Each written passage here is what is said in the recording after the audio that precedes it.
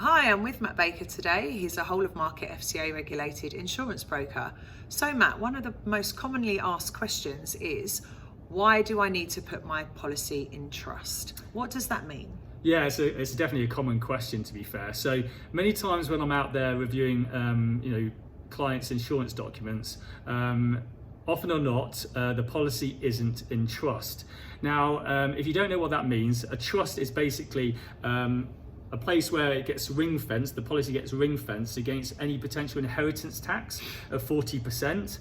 So it's a free service which I offer with all my clients. It doesn't take long to do. We add a beneficiary on there, so obviously where the money is going to go to in the event of that client's death.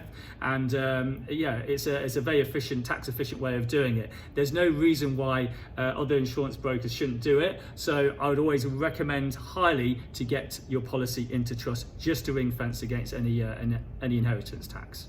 And how would you choose who would be a trustee or who would deal with that policy on your behalf if you do die? Yeah, so you're right. So there's two key people here. One is a trustee, and one is obviously the beneficiary. The beneficiary is self-explanatory, which I've just mentioned, is who's going to benefit from obviously those funds. But a trustee is somebody you can really trust. So it could be a brother, sister, family member, a best friend.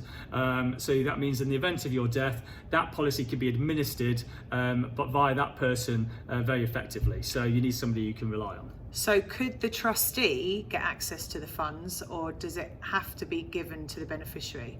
Well, the trustee is obviously the administrator. They could also be the beneficiary, but it could be the trustee is just going to administer it to pay the beneficiary. So it could be, say for example, children. So if the children are too young, naturally they're not going to inherit the money or use the money straight away. So that trustee will probably keep it in place until their 18th birthday, and then they'll be able to obviously administer the policy straight after.